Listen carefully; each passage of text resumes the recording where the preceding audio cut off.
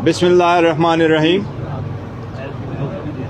आज election commission के साथ पीटीआई के बिहाफ से मैंने और डॉक्टर बाबर रवान साहब ने एक मीटिंग कर ली।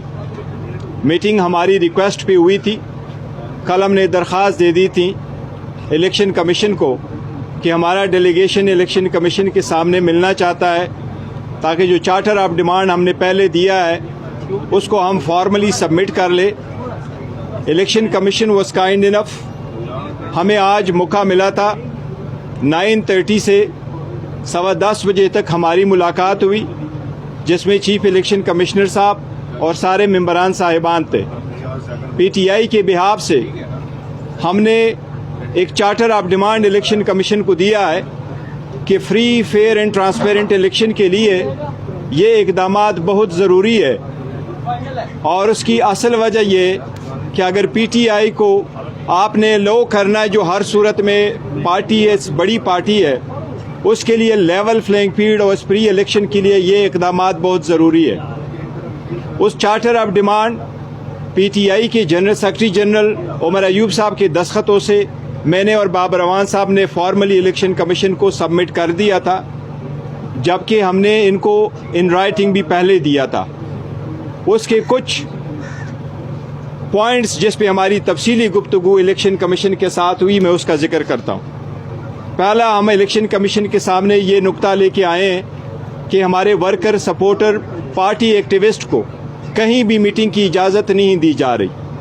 परमिशन की अप्लाई करते हैं तो या रिफ्यूज़ किया जाता है, डिले किया जाता है, और अगर परमिशन मिल भी जाए, इवन हाई कोर्ट की तरफ से भी इजाज़त हो, तो फिर भी हमें मीटिंग नहीं दी जा रही। और अगर मीटिंग का अरेंज कर देते, वो भी प्राइवेट घर में, तो हमारी कुर्सियां उठाई जा रही हैं, जिस तरह आप लोगों ने देखा है मानसहरा में हुआ है।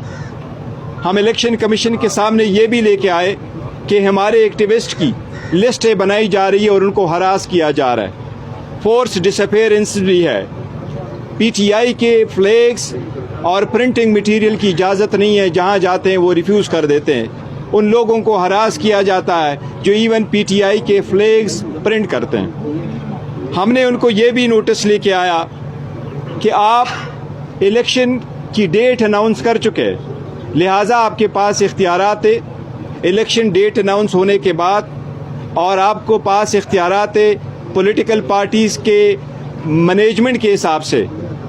लिहाजा इलेक्शन कमीशन से हमने मुतालिबा किया है कि आप एक नोटिफिकेशन इशू कर ले, सारे मुल्क के पुलिस और बाकी इदारों को डायरेक्ट करे कि हमारे लॉफुल एक्टिविटीज़ में अगर हम परमिशन ले तो उसको रिस्ट्रेन न करे, और हमें कानून और आईन के मुताबिक फ्री फेयर इलेक्शन में फेयर पार्टिसिपेशन की इजाज़त दी जाए।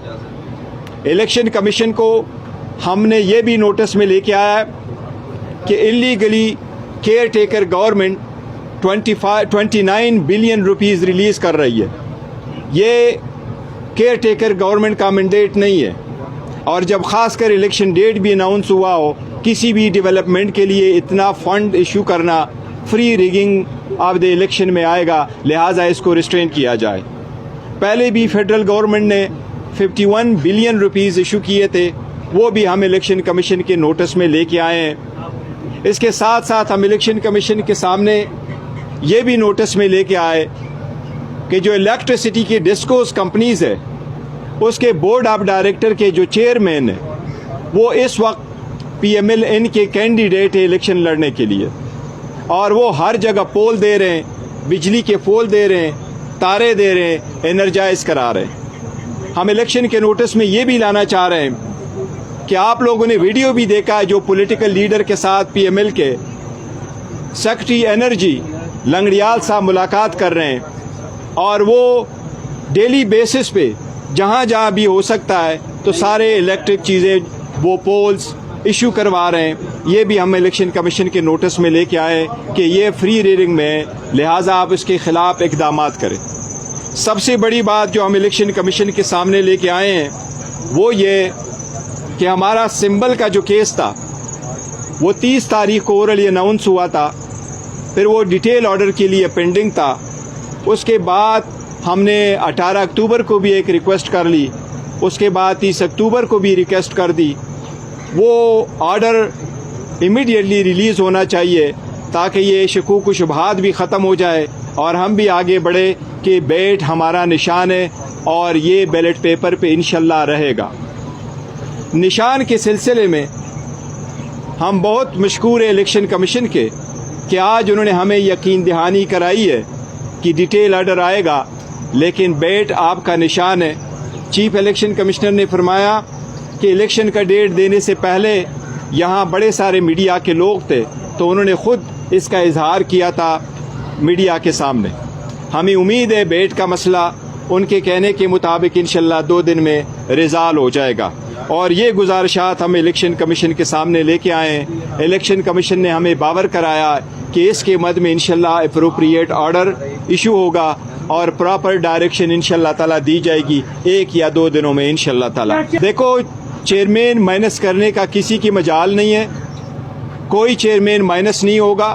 इमरान खान साहब PTI के चेयरमैन थे, PTI के चेयरमैन हैं, इंशाल्लाह PTI के चेयरमैन रहेंगे और वो चाहे जेल में है, जो हम कहते हैं कि नाकर्दे जुर्म में सज़ा के तौर पर, विक्टिमाइजेशन के तौर पर जेल में रखा गया है, चाहे वो जेल में है चाहे वो बाहर है, वही लीडर है और वही चेयरमैन इंशाल्लाह वही लीड करेंगे। इलेक्शन कमीशन की जिम्मेदारी है आईनी, हमने आज उनको आईनी जिम्मेदारी याद करवाई है और जो यकीन दहानी हमारी कराई गई है, अब हम आगे देखते हैं कि क्या होगा। हमें ये यकीन दहानी ज़रूर कराई गई है कि इंशाल्लाह इलेक्शन कमीशन हर वो इकदाम करेगा, हर वो स्टेप उठाएगा जो फ्री एंड फेयर इलेक्शन के लिए ज़रूरी होगा। माहौल बहुत अच्छे माहौल में हुआ है, सारे मेंबरान साहिबान ने शिरकत की, जो हम मशकूर है।